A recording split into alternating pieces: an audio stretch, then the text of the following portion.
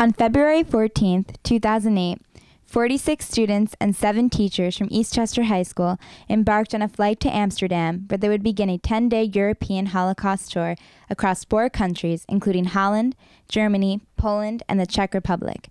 The sites they visited, including 4 concentration camps, all had unique significance regarding the Holocaust.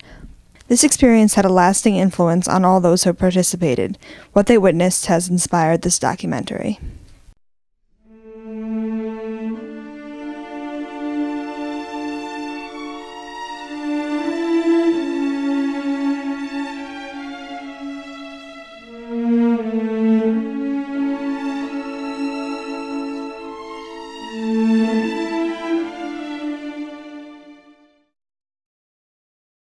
The Anne Frank house was very emotional for me because when I read Anne Frank, I was very young. And I read the book as if I was Anne Frank and Margot was my sister. And so it was really difficult for me, especially because they both died in the end. It's frightening to think that you were stuck in a house with basically, like, you never saw the light of day at all. And, you know, it was just, you really couldn't imagine what it was like living trapped inside that place. And I saw a siddur with like the Hebrew writing on it, and I looked at it and I read the passage, and it was the Haftorah from when you have your bat mitzvah. You have to say the Haftorah portion, and it was the prayer before you read it, and it was kind of creepy for me to read that and see that was Anne Frank's siddur, that was Anne Frank's bookcase that she had to move, and it was kind of cool, but it was kind of creepy.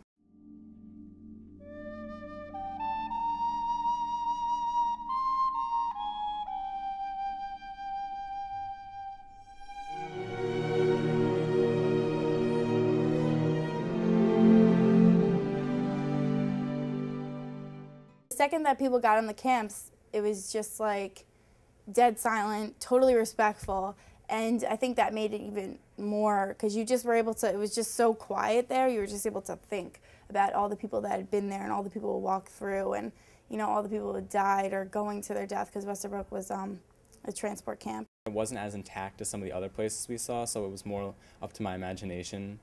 I remember where at Westerbrook they still had remains of barbed wire, you know, which is, you know, it's just, you know, it's scary to think that they actually, like, you know, enclosed human beings around, you know, these barriers for you. It was a good place to start because it wasn't a heavy experience, but it got you in the mood for what to expect for later on.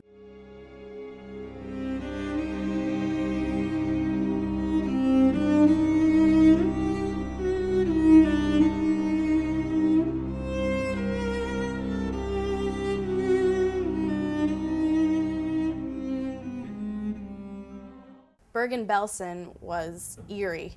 It was like a cold day. Everything was gray and white, or black and white. Like, there was no color in the camp. When you walked in, it was early in the morning. Everybody was bundled up, and you just got like the feeling of what it must have been like, even though you could never understand what it was like there. And there were mass graves just in German with 2,500 dead. I don't know, like when I pass by, I want people to come like visit me and stuff, knowing that these people don't have their own like spot where their like families or loved ones could go visit. It's just like a symbolic grave. It's so sad. Frost all across, like, I guess the grass there, and as we walked over, I remember seeing Miss Kane's mom, you know, placing stones in all the graves as a sign of respect, and I was confused because, you know, usually when you show respect for the dead, I guess for me, you place flowers. Most people don't know that the Jewish people, I learned this when my grandma died, they put stones on the grave instead of flowers because stones never die. And I thought that was kind of interesting, and there were stones everywhere. The whole place was stone, and there were stones all over.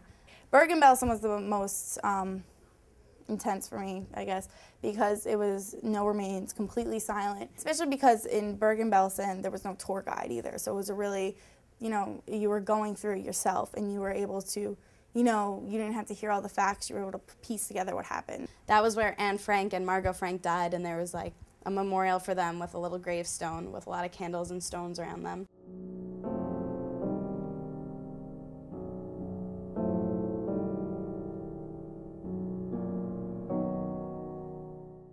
Wannsee Villa was very interesting to me. It was a very beautiful house there, but to think that, you know, what happened there and to look at what it's like it's actually very interesting to me.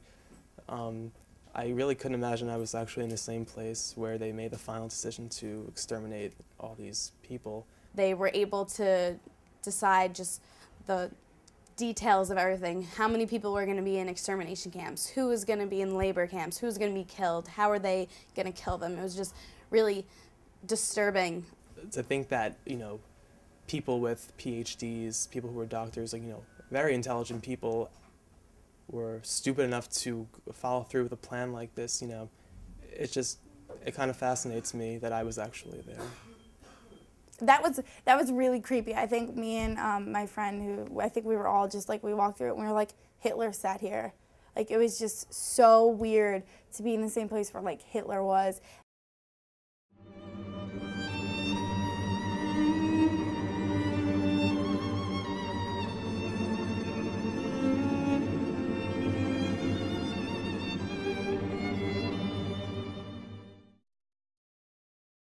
Auschwitz was probably the worst thing we've visited and had the greatest impact on me just because it was the most intact. When you got there, you saw Arbeck Mount Frye written, "Work will set you free," more Nazi propaganda. And you walk through and everything is just dirt and cobble. The grass isn't green. And you walk through and all these brick buildings are up. And you know that those were where the people stayed. You walk in them and they're cold and wet inside, and you know it's just an uncomfortable place for people to be. Where I was, for 5 days, we had only the floor. And we were so happy when the roof was leaking and we had some rain coming in. That was our water. We actually walked into a place where they had the barracks. And I remember Miss Kane telling me, making a comment to me that they said that they shoved 800 people in this barrack, and I didn't really mean anything to me because a number is just arbitrary without any value, but after she said like it's almost just like having the entire high school inside this barrack, it really made you think like this was terrible, you know, like how could they honestly, you know, mistreat people like this. We went inside one of the barracks and it was like a museum inside the barracks, and on the whole left side of the whole wall was just hair. And that really hit me. I could see it out of the corner of my eye, and I just collapsed, and I just couldn't look at it. It was like 6 tons or something of hair, and just, you really like could see what was going on. And like they were telling us about how the hair was used and sold as and made into blankets that the people in the camps used, and it was very disturbing, and I just couldn't take that. I'll never forget that. And I look at your hair, that was my hair that long, and in Auschwitz they shaved it. That was another tragedy, I thought. Nothing worse can happen. It did. But it was humiliating. It was subhuman what they did to us. We went into the gas chambers and it was all there, like in your face, like no escaping anything. It wasn't up to your imagination. You could see it all. It was so scary too. Like when we walked to Birkenau, it was the same walk that like the prisoners like had to do like each day, and like all I could think about was like how even like what I was wearing, like I was all worn, wearing like layers and layers. The people there were wearing like nothing more than like pajamas or anything, and they must have been like freezing, and they're separated from their family. They don't know what's going on. They have no possessions. Like I don't know how they could like keep hope or how they could survive. It was so terrible. The conditions, we went to like a bathroom, and it was all these stalls, and it wasn't enough space for all the people that were living in there, and I don't know, I couldn't believe it. Like it was really sad. One SS, like a conductor, had a baton kind of thing in his hand. Men right, women left, and old people, little children, mother who had a child, or they hold hands. We never saw them again. We didn't know that there was a gas chamber. We didn't know that instead of a shower, they would go to a place where they were killed by gas and then cremated. When I came home, 11 months later, we found out little things, somebody who escaped, who survived like we did. but we didn't know anything.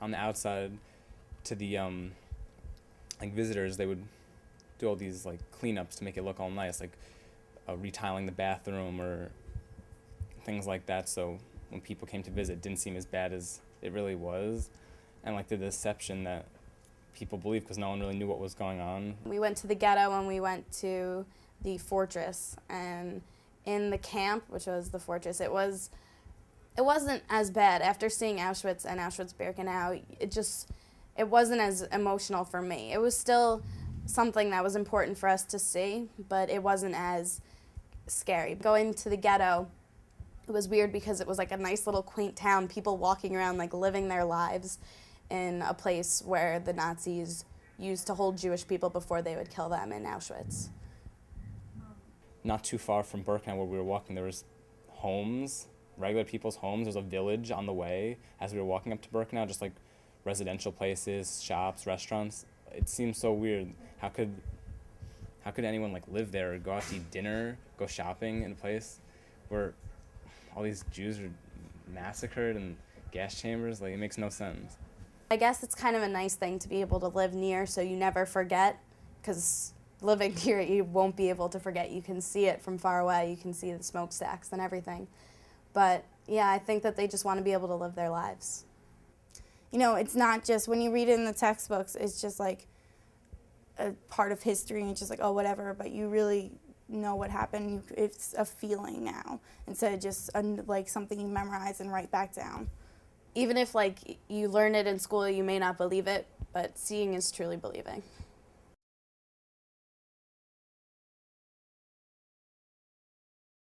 It was really difficult for me to comprehend that someone in East Chester High School, like my home, I've lived here my whole life, I always felt safe here.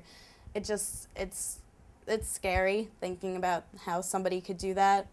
And I remember as a freshman there was a swastika in my locker, and being Jewish, that was something that was really scary. And getting something done about it was important, but I think having an assembly in school about it, that really makes a difference, and not just getting the person expelled, because that's harming them, but it's not informing the students. And like, it may have been ignorance, it may have been stupidity, but even still, that's an issue. That swastika represents so much hate that even to just write that, or to even think of just writing that for the attention, should show something about the person. So now I view it as a lot bigger of a deal, and something that really, really, really should be taken care of, because it's a hate crime, and that should not be near any school, which is supposed to be a safe place. You have to be vigilant. You have to look around what happens, stop this kind of things, because this could spread.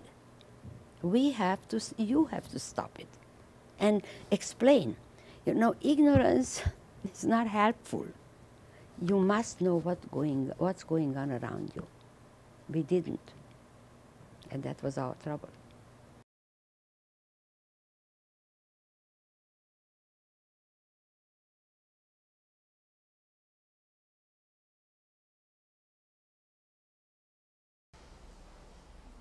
I was shipped overseas, the Atlantic, landed in Liverpool, England, went across the Channel into France, a replacement camp, and within 24 hours I was shipped up to the front line to join the 66th Infantry Regiment, 71st Division, part of the famous Third Army, led by the famous or infamous General Patton.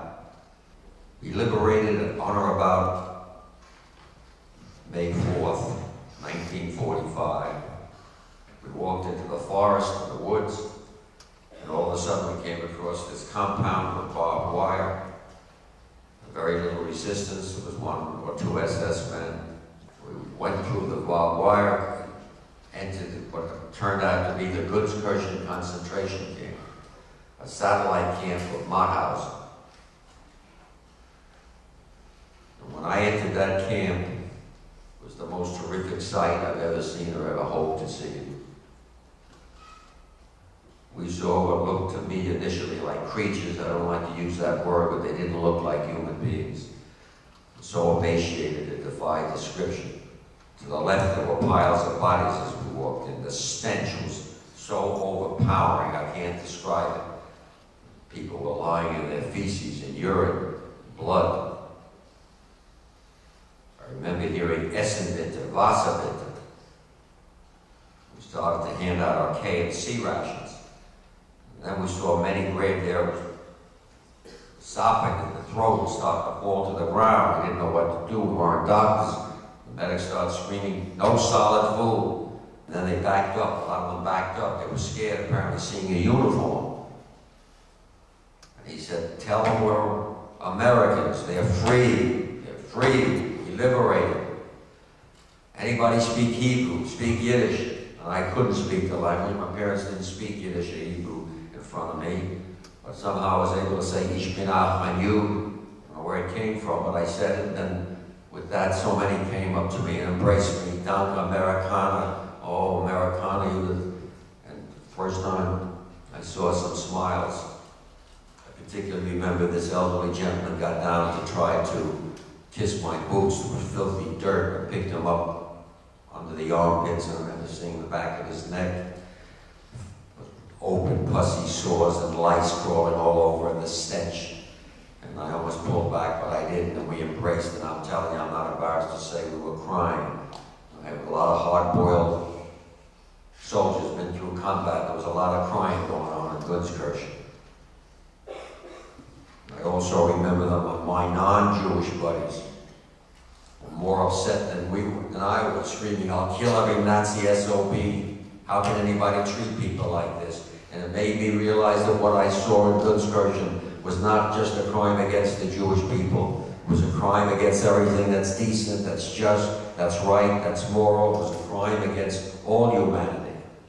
This is an act on humans killing human beings. It's not about being Jewish. It's not about being homosexual. It's not about being a gypsy. It's about humans doing wrong to other human beings. And genocide itself is just horrible. Even if it's not affecting you and your family, it's affecting our human nature.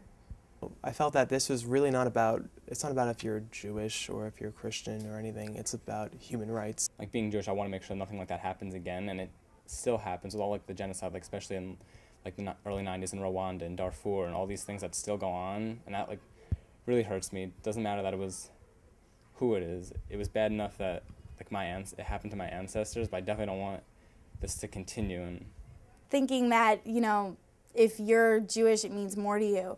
I think that everyone, I mean, maybe it was a different experience because of the religious tie that you have, but to just know, I think people as more just people. I don't put labels on people. So to know that any type of person was treated this way, like it kills me, honestly. You're allowed to have your own beliefs, and I'm all for having your own beliefs, but that doesn't mean that you shouldn't accept another person, because we're all still people. It doesn't make a difference, you know, what label you're putting on yourself, or who you love, or, you know, what God you love, or what temple or church or anywhere that you go.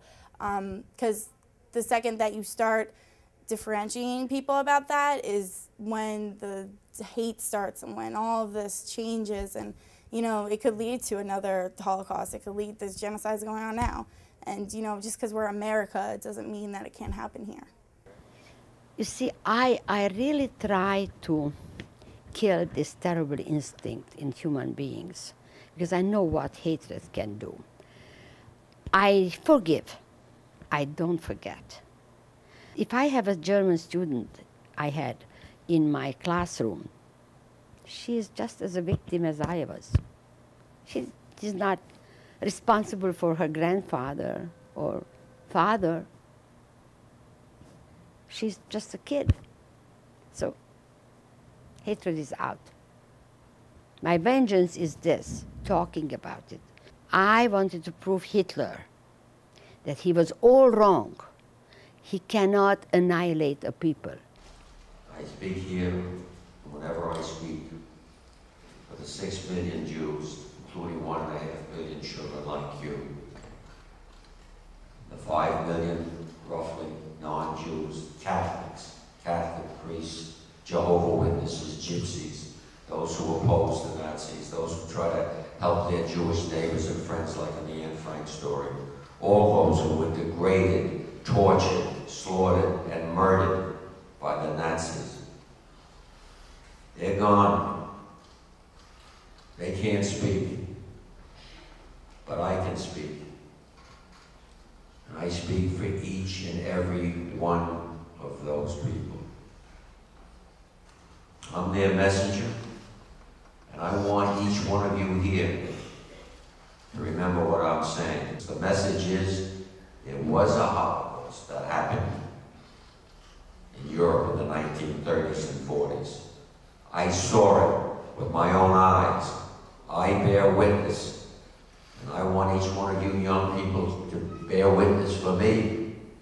Still, today, in 2008, there are people who say that Holocaust was a myth.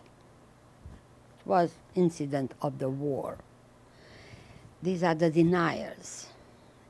And we have to prove with facts and with our eyes, with films, with documents, whatever we can do, so it never happens again. There was no myth. So I bear witness, and I want you to bear witness, and you make sure you tell your children and grandchildren so that what happened back in the 1930s and 1940s and what I witnessed in Gunskirchen never, ever happens again. Never again, never again, never again.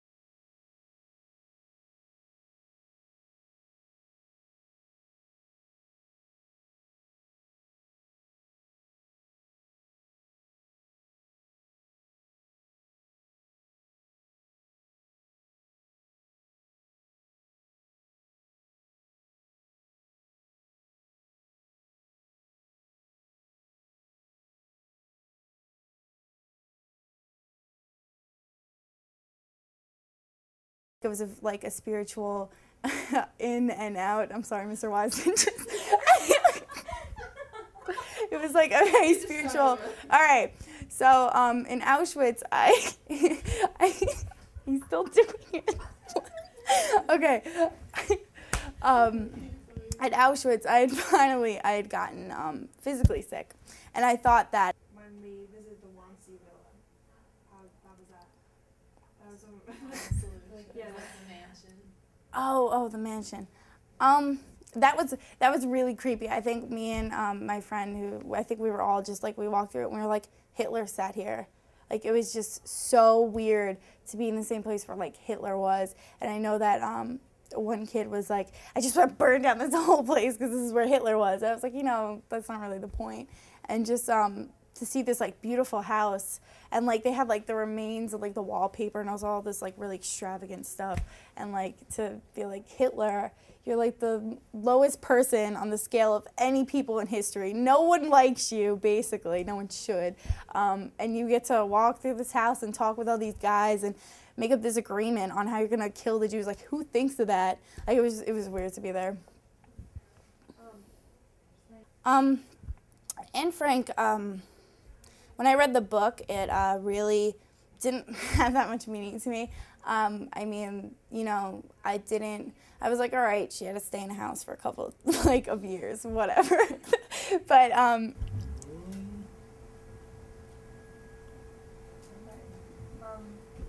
what would you say is the most memorable part of the trip for you?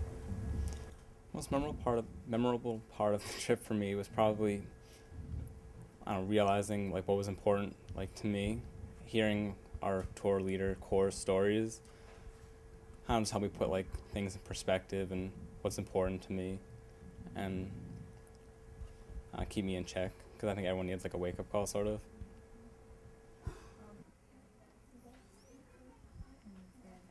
Good. No problem. Was that okay? We're recording right now, so you guys just go. Okay.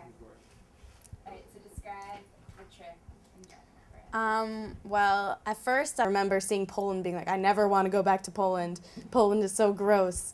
But I think there's more to Europe than just the Holocaust. Where am I supposed to look? You're looking at the right place. Looks good. Okay. That's what you look for. Okay.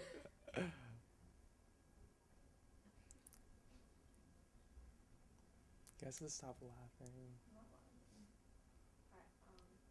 Yeah, just go. Last day we visited Terezin. How was that for you? Can we not do this? I don't. Just cut this out. I don't really remember. Nothing really meaningful. Okay. Did you leave the trip feeling hopeful? I think that's all we have. Thank you very much, dear. Oh, you're new. You didn't hear me. What's that? Did you hear me speaking? Oh, yeah. Sure. Yeah, look at that. Good. I tell you, I don't stop. Oh, you know what? Let me put this back on for a second. That's better. Just so I can turn on. You say that I would get a date. Yeah, I don't know. Bloopers. Yeah. I don't know. Bye. Bye. Bye. Bye. Peace. Book? Bye. Bye. Peace out. Bye. Bye. Bye. Bye. All right. Book.